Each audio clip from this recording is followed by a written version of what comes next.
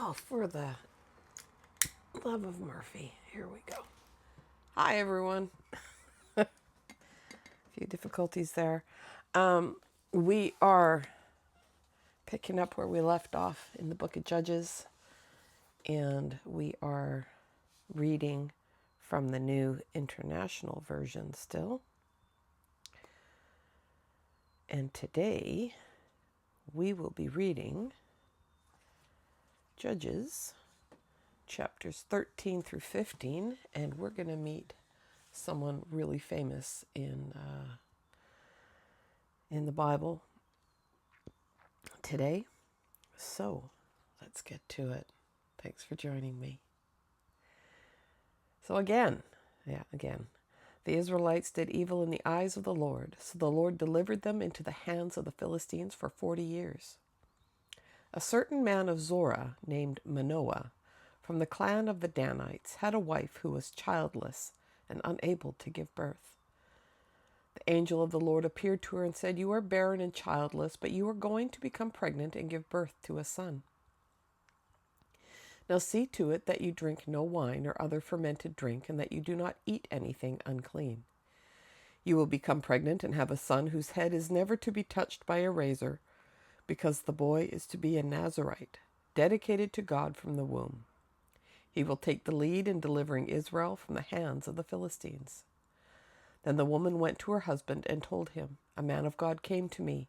He looked like an angel of God, very awesome. And I didn't ask him where he came from, and he didn't tell me his name. But he said to me, 'You will become pregnant and have a son. Now then, drink no wine or other fermented drink, and do not eat anything unclean, because the boy will be a Nazirite of God from the womb until the day of his death.'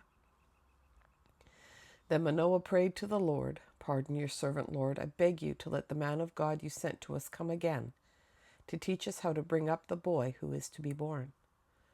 And God heard Manoah, and the angel of God came again to the woman while she was out in the field.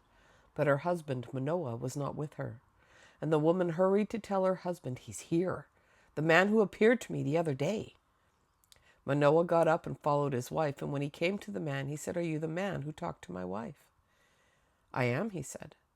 So Manoah asked him, 'When your words are fulfilled, what is to be the rule that governs the boy's life and work?' The angel of the Lord answered, 'Your wife must do all that I have told her. She must not eat anything that comes from the grapevine, nor drink any wine or other fermented drink, nor eat anything unclean. She must do everything I have commanded her.' And Manoah said to the angel of the Lord, 'We would like you to stay until we prepare a young goat for you.' And the angel of the Lord replied, 'Even though you detain me, I will not eat any of your food. But if you prepare a burnt offering, offer it to the Lord.' Manoah did not realize that it was the angel of the Lord. Then Manoah inquired of the angel of the Lord, 'What is your name, so that we may honor you when your word comes true?' He replied, 'Why do you ask my name? It is beyond understanding.' Then Manoah took a young goat, together with the grain offering, and sacrificed it on a rock to the Lord. And the Lord did an amazing thing while Manoah and his wife watched. As the flame blazed up from the altar toward heaven, the angel of the Lord ascended in the flame. Seeing this, Manoah and his wife fell with their faces to the ground. And when the angel of the Lord did not show himself again to Manoah and his wife, Manoah realized that it was the angel of the Lord. 'We are doomed to die,' he says to his wife. 'We have seen God.' But his wife answered, 'If the Lord had meant to kill us, he would not have accepted a burnt offering and grain offering from our hands, nor shown us all these things, or now told us this.' And the woman gave birth to a boy and named him Samson. He grew, and the Lord blessed him, and the Spirit of the Lord began to stir in him while he was in Mahane-dan, between Zorah and Eshtaol. Samson went down to Timnah and saw there a young Philistine woman. And when he returned, he said to his father and mother, 'I have seen a Philistine woman in Timnah. Now get her for me as my wife.' His father and mother replied, 'Isn't there an acceptable woman among your relatives or among all our people? Must you go to the uncircumcised Philistines to get a wife?' But Samson said to his father, 'Get her for me. She is the right one for me.' His parents did not know that this was from the Lord, who was seeking an occasion to confront the Philistines, for at that time they were ruling over Israel. Samson went down to Timnah together with his father and mother, and as they approached the vineyards of Timnah, suddenly a young lion came roaring toward him, and the Spirit of the Lord came powerfully upon him, so that he tore the lion apart with his bare hands as he might have torn a young goat. But he told neither his father nor his mother what he had done. Then he went down and talked with the woman, and he liked her. Some time later, when he went back to marry her, he turned aside to look at the lion's carcass, and in it he saw a swarm of bees and some honey. And he scooped out the honey with his hands and ate as he went along. Oh, naughty boy, that's not allowed. When he rejoined his parents, he gave them some, and they too ate it, but he did not tell them that he had taken the honey from the lion's carcass. Now his father went down to see the woman, and there Samson held a feast, as was customary for young men. When the people saw him, they chose 30 men to be his companions. "Let me tell you a riddle," Samson said to them. "If you can give me the answer within the 7 days of the feast, I will give you 30 linen garments and 30 sets of clothes. If you can't tell me the answer, you must give me 30 linen garments and 30 sets of clothes." "Tell us your riddle," he said. "Let's hear it." So he replied, "Out of the eater, something to eat, and out of the strong, something sweet." For 3 days they could not give an answer. So on the 4th day they said to Samson's wife, "Coax your husband into explaining the riddle for us, or we will burn you and your father's household to death. Did you invite us here to steal our property?" Then Samson's wife threw herself on him, sobbing, "You hate me. You don't really love me. You've given my people a riddle, but you haven't told me the answer." "I haven't even explained it to my father or mother," he replied, "so why should I explain it to you?" And she cried the whole 7 days of the feast. Alrighty. And on the 7th day he finally told her, because she continued to press him, and she, in turn, explained the riddle to her people. Before sunset on the 7th day, the men of the town said to him, "What is sweeter than honey, and what is stronger than a lion?" And Samson said to them, "If you had not plowed with my heifer, you would not have solved my riddle." Then the Spirit of the Lord came powerfully upon him, and he went down to Ashkelon, struck down 30 of their men, stripped them of everything, and gave their clothes to those who had explained the riddle. Burning with anger, he returned to his father's home, and Samson's wife was given to one of his companions who had attended him at that feast.